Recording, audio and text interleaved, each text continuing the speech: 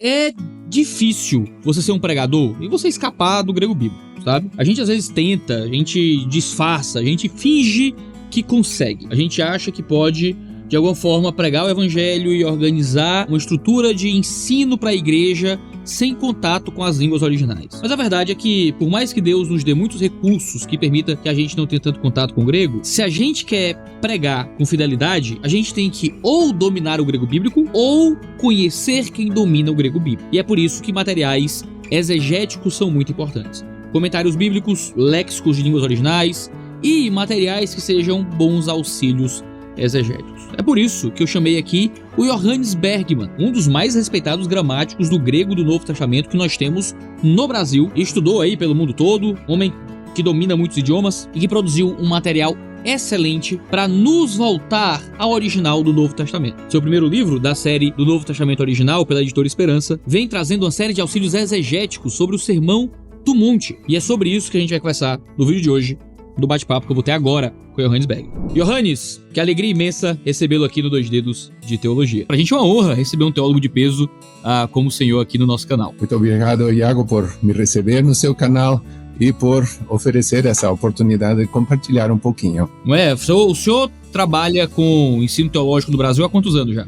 No Brasil, faz uns 20 anos, mais ou menos. Sim, antes disso estive no Uruguai, no Paraguai, Rio Grande do Sul, no Brasil, então, uns 20 anos. Coisa boa. O seu português perfeito mostra que você tem já muito tempo aqui no Brasil. Diz uma coisa pra gente. O senhor publicou esse material agora pela editora Esperança. Eu recebi ele aqui em casa, um material incrível sobre o Sermão do Monte, nos ajudando no processo exegético desse texto. Vamos começar com perguntas um tanto básicas sobre o seu material, sobre o seu livro. Certamente vão ser úteis para minha vida, no meu próprio processo de preparar sermões. Por que a gente ainda precisa de grego bíblico se a gente tem hoje tantas traduções já disponíveis em português? Pois é. Vendo essas traduções disponíveis e comparando elas, a gente percebe que uns traduzem o texto ou apresentam o texto bíblico de uma maneira, outros de outra maneira. Na maioria das vezes é muito semelhante, não cria dúvida nenhuma, mas às vezes surgem dúvidas. Por que falou dessa maneira? Porque o outro apresenta dessa outra maneira. E aí a melhor maneira é voltar às origens, voltar ao texto original que foi traduzido. E nesse texto original é um deleite, uma aventura imergir nele e descobrir a riqueza que esse texto original tem e sim, que essa riqueza foi muito difícil de expressá-la de uma maneira só. É por isso que surgem essas diversas versões que temos. É o texto original que vai ajudar a esclarecer as dúvidas. Legal. E de onde é que veio a ideia de escrever esse livro, que é basicamente um trabalho de assistência exegética àqueles que desejam traduzir o texto do original? Certo.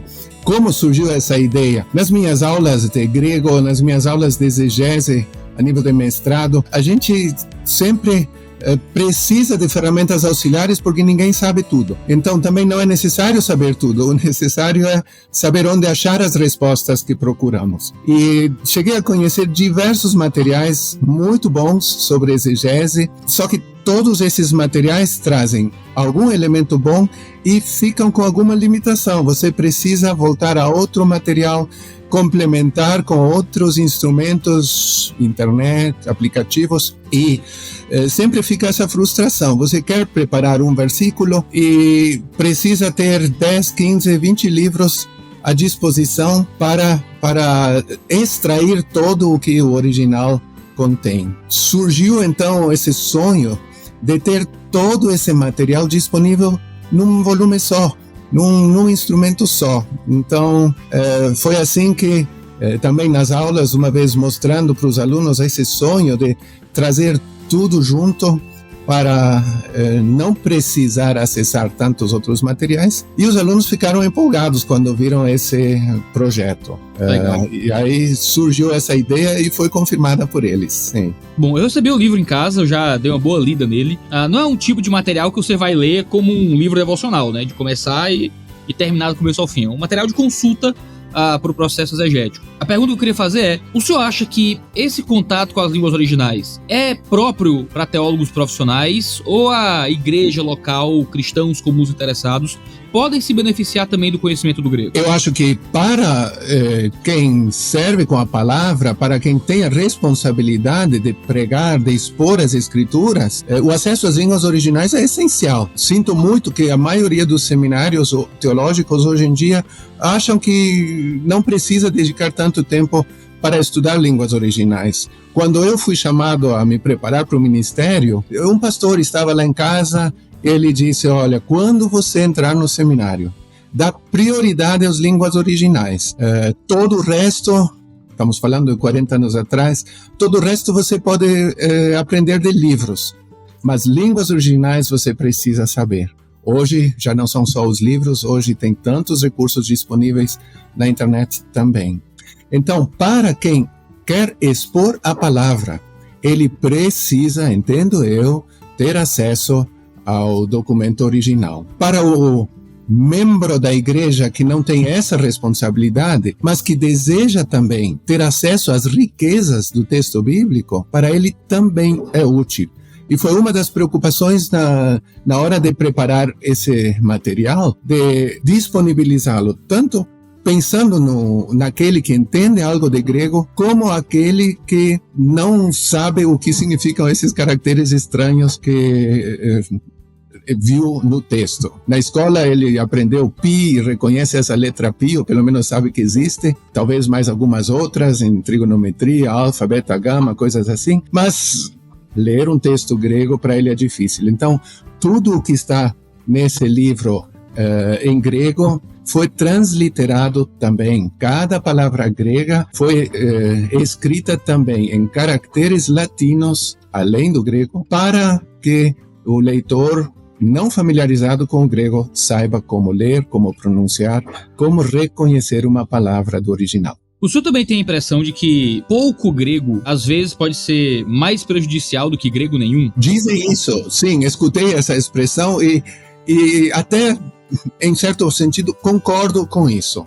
Por exemplo, se posso citar um texto bíblico, um recurso bíblico, procurei no livro dar atenção às diferenças sutis que existem no aspecto verbal, por exemplo. Pouco grego talvez diz o tempo presente de um verbo sempre indica uma ação contínua, mas existem outras possibilidades também. Pode ser um presente histórico, pode ser um presente com sentido de futuro, pode ser um sentido gnômico, expressando uma verdade geral, atemporal, ou nos casos dos substantivos. É outro elemento gramatical que é necessário analisar a fundo. Algumas gramáticas dizem o caso genitivo é o caso da preposição de, e sempre vai indicar posse. Não é esse o caso. Tem mais do que uma dúzia de possibilidades para que um genitivo expresse o que no contexto quer dizer. E isso enriquece o estudo e nos poupa de afirmar coisas que a Bíblia não afirma. Esse erro que, se conhecemos pouco grego, podemos fazer afirmações erradas e nos jactando, nos vangloriando de saber grego. Não sei se respondo com isso. Respondeu muito bem. Meu professor de grego no seminário, ele falava assim, ele dizia que o grego não vai ser tão útil para te dizer o que é que o texto bíblico quer dizer, porque as traduções já fazem muito esse papel, mas ele vai ser excelente para te dizer o que é que o texto bíblico não quer dizer, porque muitas vezes a gente pega o texto em português, isso então significa que, então a implicação é essa, e a gente vai atrás de conteúdos mais profundos, e o grego bíblico consegue ser um bom balizador para dizer, não é esse o sentido, não é para esse caminho. Sim. E às vezes é isso que eu quero dizer com pouco grego, né? Às vezes a gente conhece um pouquinho de grego e o significado da palavra é essa, então logo a gente quer ir para conclusões que às vezes o texto não está disposto a dar. Sim, muito bem. Outra pergunta que eu queria fazer, como é que o senhor tem interpretado o acesso hoje dos cristãos não só a materiais de compreensão do grego, como a filosofia da linguagem que envolve o grego bíblico? O senhor já adiantou a pergunta que eu faria. O seu material discute aspecto verbal, por exemplo, e poucos materiais sobre grego no Brasil hoje discutem aspecto. A gente está ainda num modelo bem anos 90, pré-anos 90, discute action sartre. E não que isso tenha que ser descartado, mas há pouquíssimo debate sobre as questões mais atuais do grego bíblico, que não são exatamente atuais, né? Tem 30 anos já aí na comunidade internacional, mas parece que demoraram para chegar no Brasil. não é? Eu fiz meu seminário faz menos de 10 anos. Eu não aspecto verbal não existia 10 anos atrás, sabe? Aqui no Brasil. Não é? Como é que o senhor tem visto essa chegada no Brasil dessas compreensões um pouco mais atuais? Pois é, eu sinto falta no Brasil, no mercado brasileiro, de materiais atuais e mais completos. Graças a Deus, eu tenho acesso a materiais em alemão, em inglês, em espanhol, em português, e eu vejo que o que está chegando no mercado aqui no Brasil é limitado ainda. Então, um dos desejos ao produzir esse livro do Novo Testamento original, um dos desejos foi trazer para o leitor no Brasil informações que ele não acha nos livros disponíveis. Não todos os pastores dominam o inglês para ler também livros em inglês, menos ainda os que dominam o alemão, onde tem muita informação excelente também e profunda, além de teologias que não são tão boas também, mas foi um desejo disponibilizar para o cristão no Brasil material que ainda não foi traduzido. E na bibliografia dá para ver muitas obras que foram consultadas na produção desse Novo Testamento original. Por que o Sermão do Monte? Eu começou com o texto do Sermão do Monte. É uma escolha bem interessante. Por que começar com o grego desse texto? Quando surgiu o sonho do projeto do Novo Testamento original, eu queria fazer o Novo Testamento todo, ao estilo em que agora apresentei no Sermão do Monte. E aí percebi que para realizar isso levaria décadas. Então, não vai dar para fazer todo o Novo Testamento de uma vez nesse estilo. Então, vamos por partes. E aí, em esse de ir por partes, surgiu a ideia, por que não pegar um texto-chave, um texto conhecido por todos, um texto que é básico para a vida cristã e vida da igreja. E aí surgiu então essa ideia de pegar o Sermão do Monte. São 3 capítulos apenas, mas que tem a essência da vida cristã. Jesus apresenta nesse Sermão do Monte como ele imagina que deve ser uma vida debaixo do reinado de Deus, uma vida como ele a viveu e ensinou. Nesse Sermão do Monte, ele interpreta ou reinterpreta ou atualiza o ensino do Antigo Testamento para o povo da sua época e para nós também. Então eu considero o Sermão do Monte, como em muitas igrejas é visto também, como um texto-chave. Pensei, começando com esses 3 capítulos, vai dar para que o mundo perceba qual é a ideia desse projeto do Novo Testamento original. É um material introdutório, se queremos dizer assim. Excelente. Tem alguma coisa sobre o grego do Novo Testamento que afeta de forma especial nossa leitura do Sermão do Monte? Bom, eu acho que uma análise detalhada e minuciosa da gramática grega, da sintaxe grega, já vai trazer muita informação útil. E às vezes eu gosto de dizer o seguinte: ler a Bíblia numa versão traduzida é como assistir um filme antigo lá em preto e branco. Ler a Bíblia no original, seja hebraico, seja grego, é como assistir a esse mesmo filme agora a cores. E ler a Bíblia debaixo da direção do Espírito Santo que inspirou esse texto é como assistir a esse filme em 3D. Então, o grego é muito importante, mas também a direção do Espírito Santo na leitura, na interpretação do texto, essa é essencial. Então, é muito bom, muito útil saber grego em detalhes. Mas se deixar guiar por Deus na hora de ler a Bíblia é igualmente importante e, quem sabe, mais importante também. Que beleza! É um arremate perfeito para o nosso bate-papo. Agradeço muito o tempo do senhor. Esse material certamente vai ser uma bênção para a igreja brasileira e eu espero que o nosso público possa ter acesso a ele.